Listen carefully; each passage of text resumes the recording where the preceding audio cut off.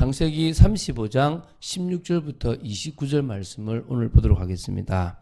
16절부터 18절 말씀을 합독하고 창세기 35장 16절부터 29절 말씀을 보도록 하겠습니다. 우리 16절부터 18절 말씀 합독하겠습니다. 그들이 베델에서 길을 떠나 에브라스에 이르기까지 얼마간 거리를 둔 곳에서 라헬이 해산하게 되어 심히 고생하여 그가 난산할 즈음에 산파가 그에게 이르되 두려워하지 말라. 지금 내가 또 등남하느니라 하매 그가 죽게 되어 그의 혼이 떠나려 할 때에 아들의 이름을 베노니라 불렀으나 그의 아버지는 그를 베냐민이라 불렀더라. 아멘. 자, 이제 사실상 창세기 37장부터 요셉을 중심으로 또 야곱과 관련되어 있는 이야기가 이게 새롭게 시작됩니다. 그렇기 때문에 그 이전에 이 35장과 36장에는 좀 알아야 할 사건들이 오늘 지금 오늘부터 36장까지는 좀 알아야 할 사건, 한마디로 뭐 부록 같은 그런 내용이라고 보시면 됩니다. 자, 창세기 27장부터 36장을 야곱의 행적으로 봅니다. 뭐 그렇게 보는 것도 가능하지만 창세기 37장 2절에도 보면 야곱의 족보는 이러하다. 옛날 개혁 성경은 야곱의 약전은 이러하다라고 하면서 요셉 이야기를 시작합니다.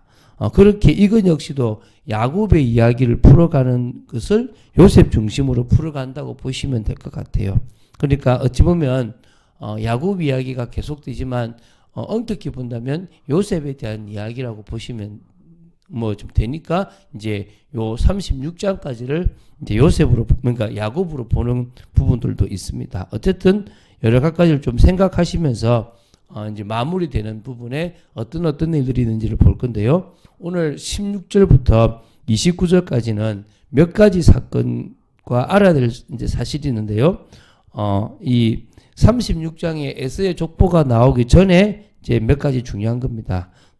다시 말하면 라헬이 베냐민을 낳다가 죽게 되는 사건, 또 루벤이 아버지의 저 비라와 동침하게 되는 내용, 또 12아들의 이름을 다시 한번 기록하는 부분들, 마지막으로 이삭의 죽음에 대한 부분들도 나옵니다. 그래서 이삭의 죽음처럼 믿음의 선진들 역시 다 죽었습니다. 물론 성경은 하나님은 산자의 하나님이기 때문에 아브라함과 이삭과 야곱과 요셉 역시 살아있다라고 분명히 말씀하고 있습니다.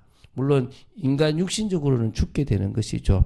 하나님 앞에 서게 될 거라는 것입니다. 올바른 믿음을 가진 인생을 살아야 될 줄로 믿습니다. 자, 이제 메시지를 말씀을 보면서 우리가 풀어가도록 하겠습니다. 16절부터 20절을 보겠습니다. 이제 라헬에 대한 이야기인데요. 자, 목축업을 했던 라헬은, 야곱은 베델에서 또 비옥한 지역으로 이동을 이렇게 하게 되었습니다. 이번에 가려고 하는 곳은 에브라스입니다. 열매를 맺다, 번창하다라는 뜻인데, 비옥한 지역으로 보시면 되겠고, 예루살렘 남쪽 8km 지점에 있는 베들레헴의 옛 이름으로 이해하시면 되겠습니다. 그래서 베들레헴은 풍요를 상징하는 떡집이라고 보시면 돼요.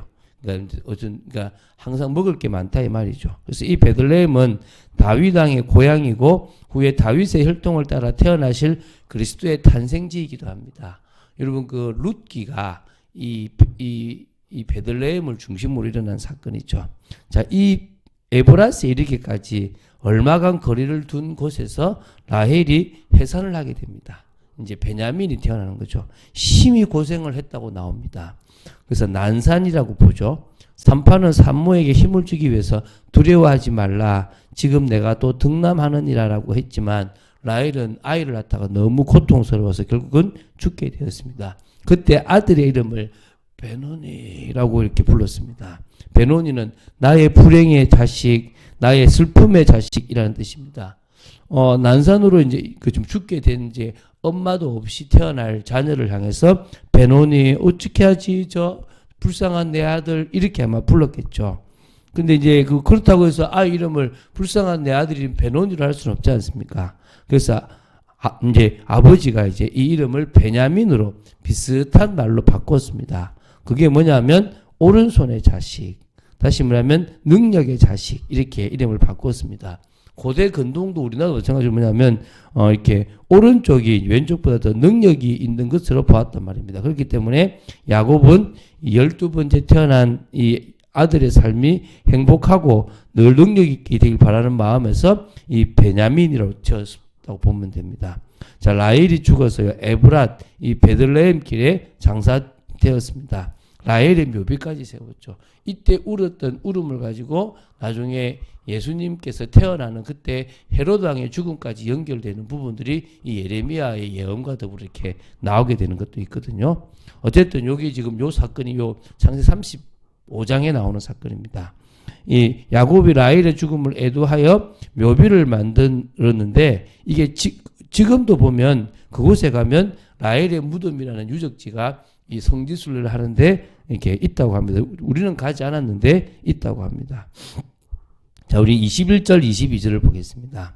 자, 20절에는 야곱이라고 하는데 21절에는 처음으로 이스라엘이라는 이름을 씁니다. 그래서 이제 이 이스라엘이라는 이름을 하나님께서 부르셨다 이거겠죠. 그죠? 근데 이 이스라엘 집안에 어떤 일이 벌어지냐면 아주 안타까운 근친상간이 벌어져요. 큰아들 르우벤이 아버지의 첩 비라와 동침하는 일이 벌어집니다. 악한 일이죠. 이제 첩이 두 명이 있는데, 라헬의 첩은 비라고, 그 다음에 누굽니까? 레아의 첩은 실바입니다. 실바는 자기에게 어머니와 같은 어떤 그런 유모 같은 존재였다면, 비라는, 라헬의, 이렇게 쉽게 말하면 여종이니까 조금 거리가 있는데, 조금 이렇게 좀 이쁘고 좀 사모했는가 봐요. 이렇게 나름대로. 그래서 이제 그 금하신 이 근친상간을 이렇게 강제로 한 건지 둘이가 맞아서 했는지 모르지만은 어쨌든 이게 되어지고 이것 때문에 장자의 그 명분을 잃어버리게 됩니다. 이게 일부 다처제의 또 문제 중 하나일 수도 있겠죠. 자, 이제 23절부터 26절까지입니다. 12아들의 이름이 다 나옵니다. 레아를 통해서 6명이 나오죠. 르우벤, 시므온, 레위. 우리 지금 시므온과 레위는 세겜 족속을 죽이는 데 나섰고, 르우벤은 어떻게 해요? 지금 비라를 강간하는, 동침하게 되는 일이 벌어짐으로 말미암아 이제 유다가 이제 어떤 장자로서의, 영적 장자로서의 축복을 누리게 되죠. 그리고 이제 이사갈, 스불론까지 4명 먼저 낳고 또 뒤에 2명을 낳았기 때문에 6명이고요. 라헬은 요셉과 베냐민을 낳았습니다.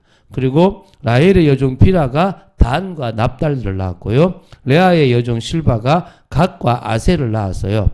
이게 밧다나람에서 낳았다고 하지만 사실은 한 명 베냐민은 이곳에 와서 낳았다라고 보시면 됩니다. 자, 27절부터 29절까지를 보도록 하겠습니다. 자, 이제 그러니까 기랏 아르바라는 곳에 이제 오게 됩니다. 거기에 마므레라는 곳이 있는데요.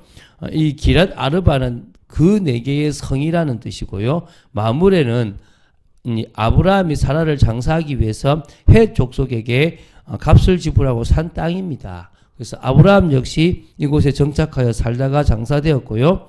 야곱은 드디어 이삭이 이곳에 이제 마지막에 마무리를 지으려고 와 있는 이곳에 있기 때문에 아버지를 보러 이곳에 왔습니다. 그래서 이곳에 왔다는 것은 진정한 귀향이라고 보시면 되겠죠. 그러니까 이제 고향으로 돌아온 겁니다. 그래서 이삭은 야곱이 돌아오기를 기다렸는지 야곱이 돌아온 이후에 얼마 안 있다가 죽게 되는 것 같아요. 또 축복을 했는지는 성경은 기록이 없지만은 이렇게 같이 이렇게 또 은혜를 나누지 않았겠습니까? 야곱은 175세를 살았고요. 이삭은 180세를 살았고, 그러니까 아브라함은 175세를 살았고요. 이삭은 180세를 살았고, 야곱은 147세를 살았습니다. 요셉은 110세를 살다 죽었습니다. 그래서 어찌 보면은 그 4족장 중에서는 이삭이 가장 오래 살았다라고 보면 되는데, 아무래도 온유한 어떤 성품으로 말씀에 순종했고, 또 부모에 효도하고, 또 마음의 평온함을 좀 유지하고 살았기 때문에 오래 살았지 않았나. 출애굽기 20장 12절에 내 부모를 공경하라. 그래야면 너희 하나님 나 여호와가 내가 준 땅에서 내 생명이 길리라라고 하는 약속대로 되지 않겠습니까? 그렇죠? 자, 이렇게 한 세대는 마무리되고 또 다음 세대가 이어지고 그렇게 계속 연결되어집니다. 우리의 인생도 지나가는 나그네 인생이고 이어지는 언약을 계속 전달해 나가는 삶입니다. 무엇을 위해 살아야 할 것인지에 대해서 우리가 말씀 속에서 기도하며 인도받아야 될 것입니다. 그런 의미에서 교회라는 것은 참 축복입니다. 어제도 제가 한 분 참 귀한 선생님하고 좀 이야기를 하면서 인생은 태어나면서 무너졌고 창세기 3장 속에 태어났으니까 살아가면서 계속 상처를 받고 무너지고 또 삐뚤어지고 이상한 것들이 형성되어져서 망가지는 인생이다. 그리스도가 우리에게 오시지 않으셨다면, 교회의 축복을 누리지 못했다면 우리는 계속 비참한 인생을 살았을 것이다. 그런데 예수 그리스도께서 교회를 통해서 우리를 치유하시고 회복시키시고 온전한 사람으로 확립시키셨다라고 얘기했습니다. 믿습니까? 그 정도로 교회가 중요합니다. 교회가 눈에 보이는 저 교회가 중요한 게 아니라 어떤 의미에서는 구약에는 아담이 있었던 그 가정이 교회처럼 보이지만 그때는 교회라는 것이 필요 없을 만큼 나누었습니다. 그런데 지금은 교회라는 제도가 사실은 필요한 거죠. 왜 필요하냐면 그 교회를 통해서 무너진 개인이 회복이 되라는 겁니다. 그 무너진 개인이 회복돼야 가정이 회복되고 사회가 회복되고 하나님의 나라를 이룰 수가 있다는 것입니다. 그런 의미에서 개인이 회복되는데 가장 중요한 게 예배고, 그 다음에 성도 간의 교제고요. 그 다음에 기도 중에서 응답받아서 시선을 맞춰서 정말 증인이 되어지는 축복, 그 증거를 가지는 것들이 회복되어지는 것입니다.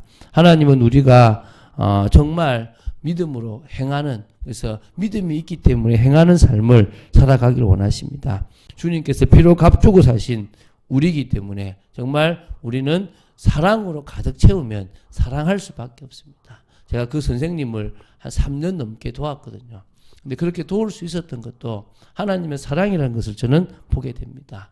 우리가 그런 사랑 속에 있다는 사실을 늘 기억하고 응답받는 축복의 사람들 되기를 주 예수 그리스도 이름으로 축원드립니다. 주는 그리스도시요 살아계신 하나님의 아들이심을 고백합니다. 말씀 따라가는 축복 속에 있는 저희들 되기를 간절히 소원합니다. 믿음으로 서 있기 원합니다. 아버지 하나님, 이 중요한 사건들을 몇 가지 이렇게 정말 보면서 아버지 하나님, 저희들의 인생에도 예상치 못했던 많은 일들이 일어나지만 그 모든 것들을 통하여 또한 하나님의 언약과 계획이 성취되어져 가고 저희들은 또 믿음의 사람으로 서게 됨을 봅니다. 끝까지 흔들림 없이 교회라는 축복 속에서 치유되고 회복되고 온전한 사람으로 세워지는 비밀이 있도록 지켜주시옵소서. 주 예수 그리스도 이름으로 기도드립니다. 아멘.